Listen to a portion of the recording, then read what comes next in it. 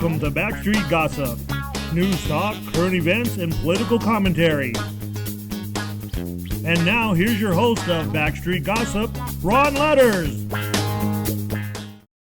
Some even ask, why weren't you here in November? Why are you coming now? We wanted to see you in November. So the questions we ask are really simple. The first question is, did you vote? That's a yes or no answer. Did you vote? Did you vote? Did wow. you vote? That's so personal. And Gosh. guess what, Ray? In this country, the beautiful thing is you have the right to say, that's none of your business. That's right. But I'll tell you what, when they say that chewing gum, 9 out of 10 dentists recommend this chewing gum, they advertise that. You're saying that 9 Yes. out of 10 people that you approach thank you for what you're doing. The canvassers, that's correct. Wow. Right. Wow. Okay. So you ask them, did you vote? Yes or no? And then the next question is, what method did you use to vote? And that's pretty much in person or by mail. And it's not how you voted or who you voted for. Correct. We never ask who they voted for. All right. Well, those two seem pretty docile. So the third question. The next question, and this is a big one. Did you receive extra ballots in the mail? Wow. And, Did you? Yeah, How and personal. most people, most places we visited, we're getting reports. They either received 1 extra ballot, all the way up to 200 extra ballots, and that was the soup kitchen. 200? But it's the same thing. Wait. It's The soup kitchen received 200 extra ballots. ballots. I think it was 209 actually, but it was in the 200 range. And Extra ballots. extra ballots, Okay. and then you get a little bit more granular, and I'm not going to give exact numbers, but then it's like, okay, of these, how many of these names did you recognize? And the majority of the time, they don't recognize the majority of the names. Wow. Liz, Now- I remember when you came on the show the first time after, I think it was November 30th, you began to do some work because you were at that hearing that they had down at the hotel. Correct. And you came on this show, and you might remember this, Ray. Stack. We couldn't even see you because you had stacks of testimony. Yeah. That was in Oops, that was pardon in me, but you had November. Stacks of testimony. We couldn't even find Liz behind all these stacks she had on this table. It was like the second week of December. She has a 24-foot truck full, and we have it outside. We should take the cameras out there and see it. But this was amazing. And tell us about the people that showed that their home address was the county recorder's office. Right. There's lots of people registered to vote at commercial buildings. And then I get the occasional phone call and they try to challenge me. And they're like, well, I choose to have my ballot mailed at the place I work, and there is nothing wrong with that. I'm like, that's great. But when we talk about people being registered to vote at commercial addresses, their primary address and secondary address are both commercial addresses, and or that secondary address is a P.O. box. Wow. So that's not good.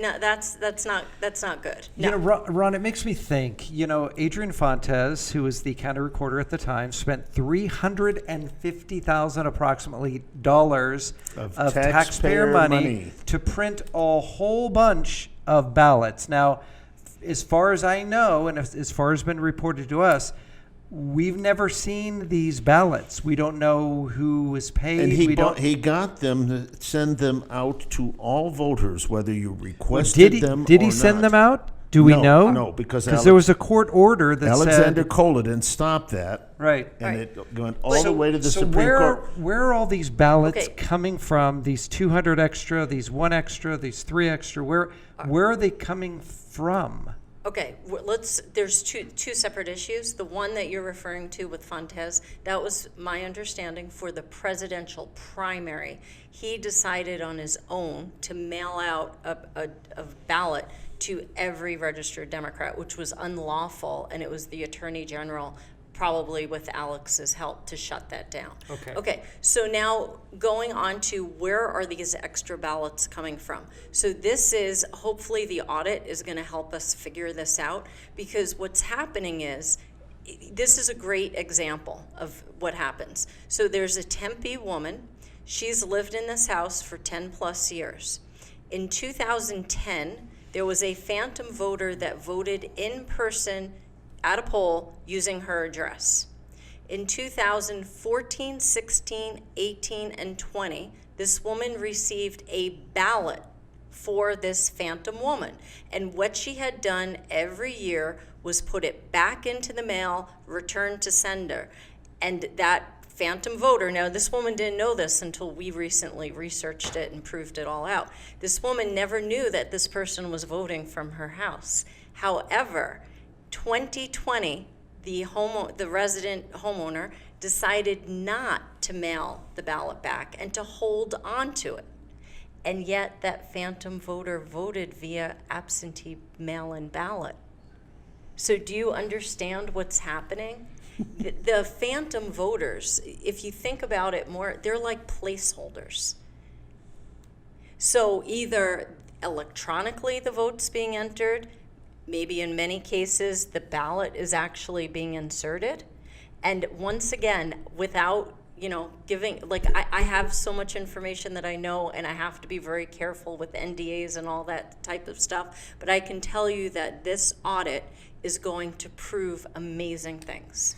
But not just what happened now, but what happened the last cycle and the previous cycle and the previous cycle. Well, the audit's just looking at the November 2020 election. Right, but what you're doing, we're going the work into that the you're data. doing. Right. We don't just canvass, we have entire data teams. And Bobby Peyton has been instrumental, and there are a lot of other brilliant minds that are just instrumental in helping us find the statistical anomalies. And then when you dig in and then you go canvass the residents, you get the truth.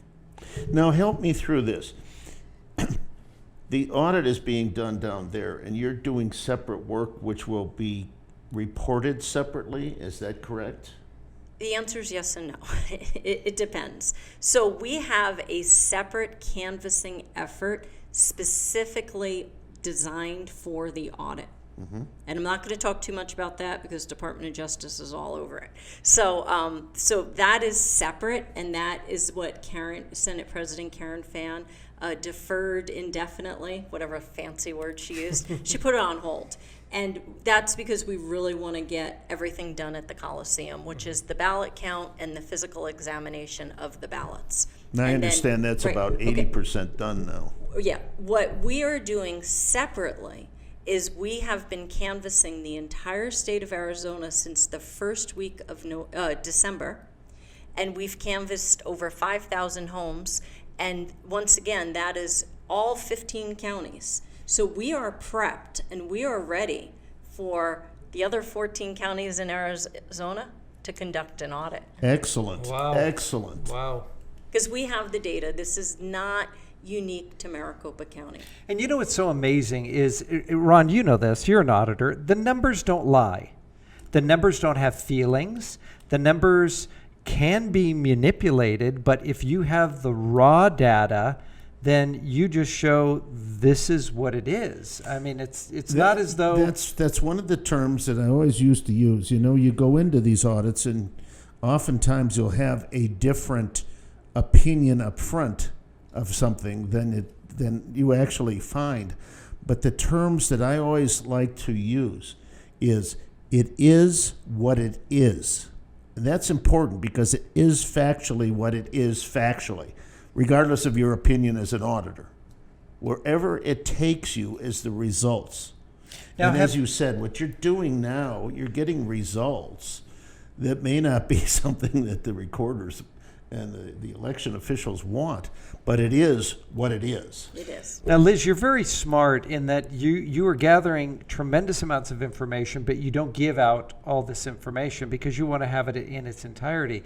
Have you had a lot of people say, well, we don't even know if this is true. We don't know how, if this, you're not an official organization. You haven't been certified to do this type of work. Or they say the data you got is bad. You're getting bad data. Well, we paid for a lot of our data. So yeah, I get all those arguments.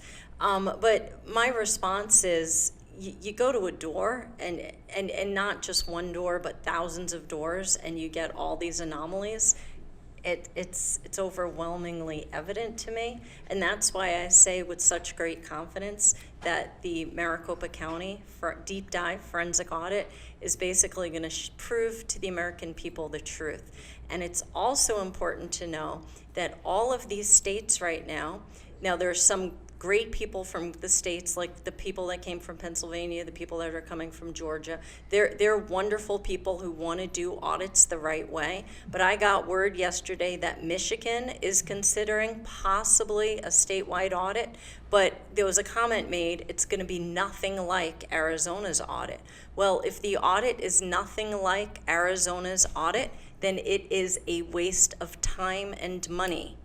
These limited, the logic and accuracy test, risk-limited audits, they are things of the past. And we, the people, need to step up and say, we don't want these fake audits. We want a real deep dive forensic audit. Now, I know that right now there are people sitting in their living room watching the show. They're watching it either on Hub Radio Phoenix, on wimkin.com, and they say, you know what, Liz, we've been sitting around here. We've been watching what you're doing. We want to participate. We want to get involved. How do they continue? Because you're always looking for volunteers. Right. So one of the things you can do at a very basic level just to get involved super quick is to become a precinct committeeman. I mean, that's important because that actually gives you access to the voter rolls and who's in your neighborhood, and you can start seeing this for yourself. So if somebody doesn't know what a precinct committeeman is, break it down for us. Congressional district, legislative district. Right. So quickly, it's so you have your state, and then you have your congressional districts where you vote for your U.S. congressperson, and then you have your legislative districts, and then the legislative districts are broken down into what we call precincts. Now, it's very important. This message is important for the entire country. What they have strategically done over the last couple decades, namely in Arizona, is they made these precincts so huge that there's no local oversight when it comes to precinct voting. So as we redistrict across the country, we do it every 10 years, each and every one of you need to demand that your local precincts are 1,000 registered voters or less. And that's going on right now. Right. So, but the precinct sizes being reduced are not. So then when you become a precinct committeeman, basically, hopefully, we'll have them down to 1,000 or less registered voters, but you are responsible, they typically say, for 125 registered voters. And what your job is to basically, as people move into the community, make sure they get registered to vote. When the election time comes, make sure they understand the planks of the party, because we have Republican precinct committeemen and Democrat precinct committeemen. Then to explain, you might want to be able, if you like a particular candidate, you might want to help a particular candidate with his or her campaign. A lot of precinct committeemen went around and they basically, the Republican ones spoke on behalf of President Trump and Martha McSally. And then the next important responsibility of a precinct committeeman, when it comes voting time, you get the vote out. You make sure that everyone is actually voting. A lot of people that move in, they forget how our governmental, how everything was set up in our government. We have just regular people that represent us. But oftentimes you can't get to your state senator, you can't get to your state representative. So these precincts are little tiny committees, little tiny communities that you have one person that you can call them, your PC. They can call the district chair. The district chair then reports to the county or the state. Sure. And they can, it's a way that an average person can see their neighbor. Hi, how are you? Hey, by the way, I have a concern with this.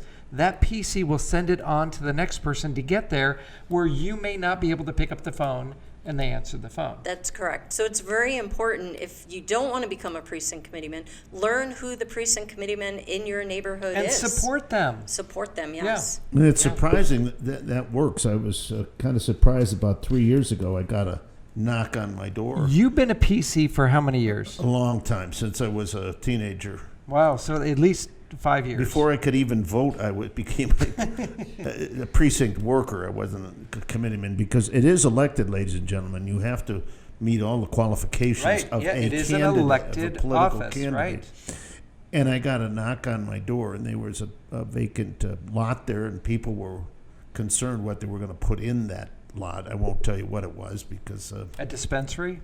no, it wasn't. But anyway, Because that's what's happening but now. they said, hey, we don't know what to do. You know, they're wanting to build this in right over here, and we're not happy with that. And I said, well, there are just 2 people. I said, could you find a couple more people? If there's a larger group, I'll get. And this was in the city of Phoenix. I said, I'll get our councilman here to talk to us. And so they got more people, and I asked the councilman to come out and talk to the group. That field is still empty today. They did not build the facility that they wanted to build there. I know that the city was unhappy, but it would have made the residents more unhappy. Yeah. And so these are some things you can do on a very small and local level.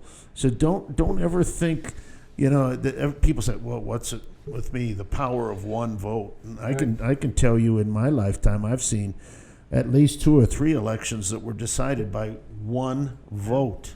We speak English instead of German by just a few votes as well. But Liz, you were saying that the number one thing is to become involved as a PC. How can they get involved in what you're doing? Okay, so with what I'm doing in the state of Arizona, you can sign up at itsmellsfunny.com.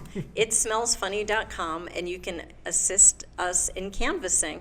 It's really, really good to do right now, because now it's over 100 degrees. You can break a sweat. It's got to cost a lot of money. It's got to cost a lot of money what you're doing.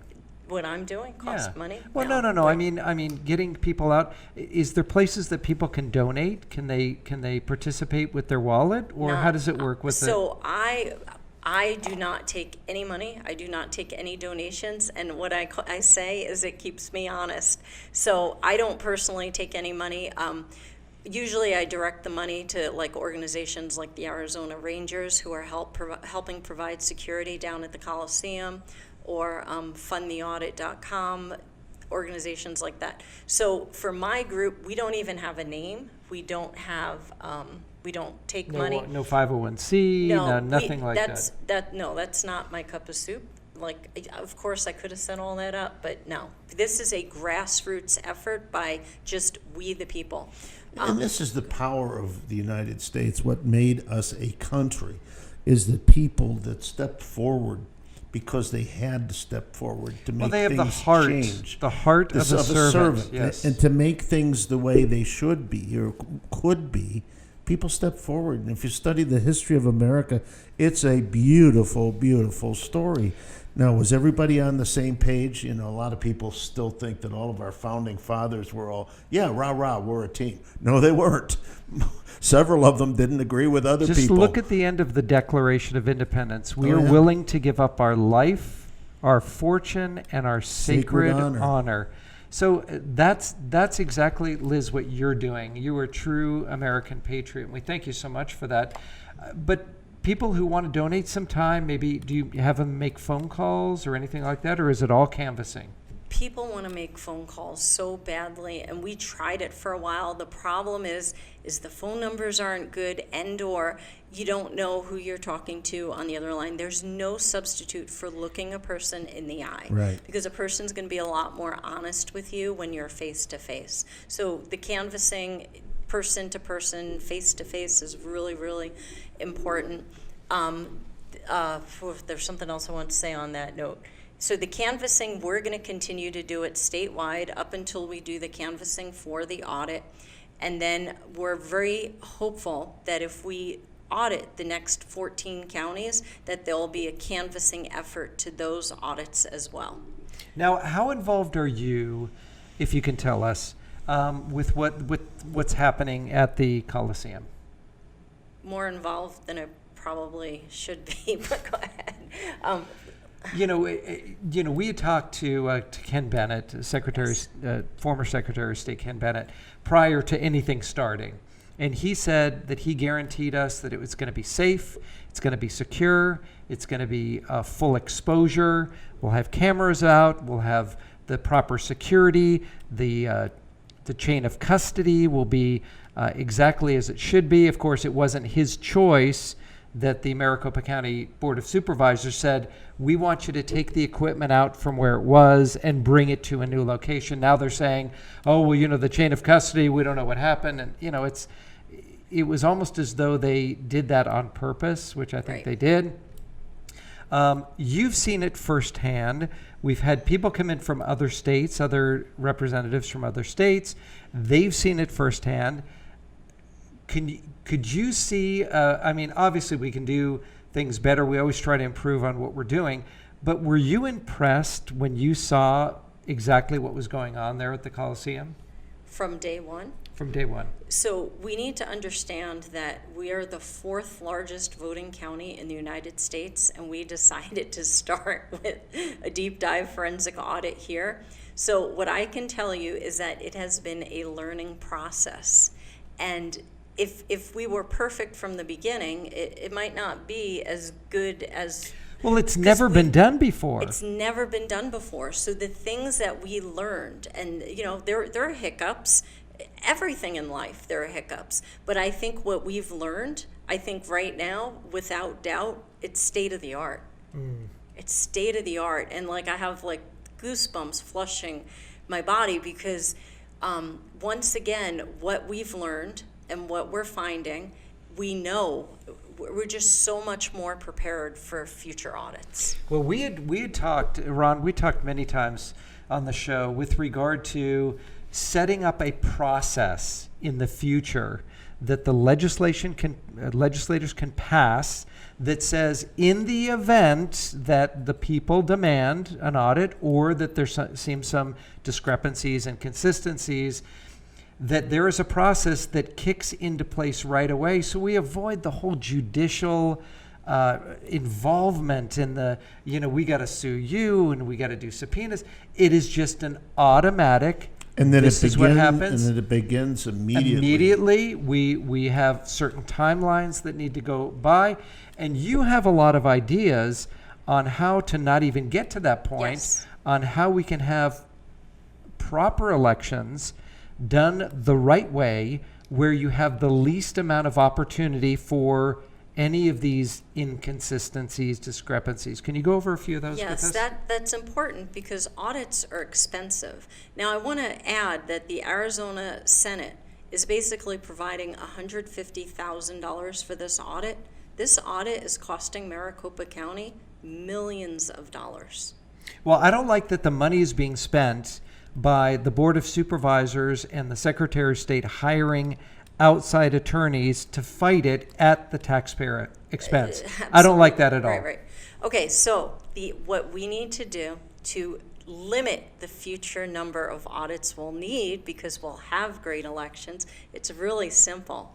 It's 1 day of voting, not 1 week, not 1 month, Amen. not 1 season. Right. A single day. And I mentioned the smaller precincts, and if we have the smaller precincts, you're not going to have these long lines, and you're going to be able to hand count the ballots, which means no machines, none of them. Hand count the ballots, smaller precincts, and then the mail-in ballots are going to be very, very limited. And the mail-in ballot or the absentee ballot is what they have historically been called, Yes. will be limited to the military, disabled, and anyone who is in a profession who cannot be in the state. Because what we need to do is make them state holidays. The only reason I don't say make it a national or a federal holiday is because that's what HR 1 is saying, and we need to do the opposite we of don't want HR any 1. federal involvement in our elections. No, it needs to be state by state. Strong voter ID. We must have voter ID. The bottom line that always has worried me about this process that we go through with early balloting, and we've seen this, and it didn't work, was the Biden son. All of the problems that he has had, and they were saying that was the Biden crime family was the term that we used, is that the big boy, or the big, what did they call him? It was the big guy. The big guy was Biden. It was Joe Biden. And some of the nation knew about it, and other people in the large media didn't do anything about it, didn't even promote it. They held it back until after the election. And if every, you bring out the news on one day, and that's that. I mean, let's face it, this is a snapshot in time. What America feels on this day, November 5th or whatever the date may fall. This is what America feels on that day. Not what we feel during the year. Right. Not what we feel during the season. But on that day, this is the way Americans feel. It's a day of voting. So, and if you can't, and you've heard this before, I think we've said it or at least I've said it when you've been here before, if you can't live in this marvelous, miraculous country and spend 2 or 3 hours once every 2 years to express yourself about the way you vote, you really don't love and appreciate America. That's right. All right, so we want smaller precincts, which would allow the local people, those local little communities, to work their own precinct, to have a reasonable amount of ballots to be able to count, to actually know the people. Oh my gosh, here's my neighbor coming in. You recognize everybody that's there. That's how it used to be. Right, and that's how it operated the best. So we should have one day of voting. We should have smaller precincts that are hand counted. What else? So I said get rid of the machines. And then and again, strong voter ID. I mean, I hear a lot, tribal, the Navajo Nation, and that they don't have ID. I am sure that we can provide people with a strong ID. I don't think that would be an issue. Well, this is one of the most bogus arguments I've ever heard. Yeah. Oh, it hurts the minorities. No, I just don't see that. No. If you cash a check, well, maybe a minority doesn't have a check. But Everyone. you use a video, no matter Everyone where you go, has an ID. you have an ID. Pluribus unum, out of many one. But the biggest part to all this, which excites me the most, is that after the hand count, we will have a way to call in the votes by 10 p.m., right? Yes. On election day. And then we know who the winners are by midnight. And this is the best part. When we wake up the next morning, it's the same winner as the day before. Exactly. That is amazing. How does that work? You know, one of the things that has bothered me over the years is the fact that Arizona has always been the last of the contiguous 48 states to get the numbers in. I never could understand what is so difficult. I mean, I grew up in Illinois that has, population here years ago. Illinois had probably 15 times the population, and by midnight you knew who won the election for the most part.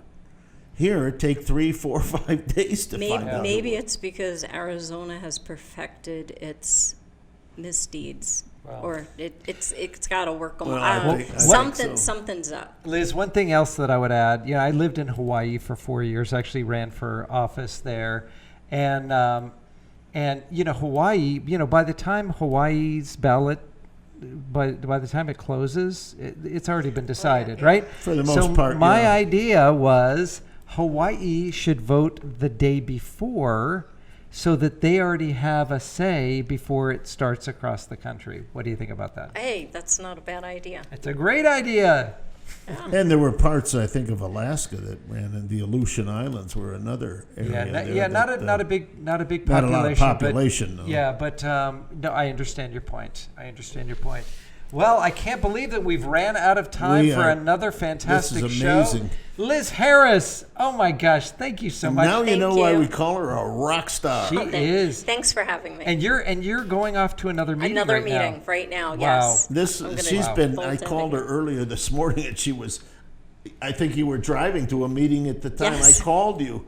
And this is amazing. But guys, those of you that are still watching back east, this gal, you ought to be proud of her because she was born back east. Yeah. We're glad she's here, but she was where were you from again? I was born in Manhattan.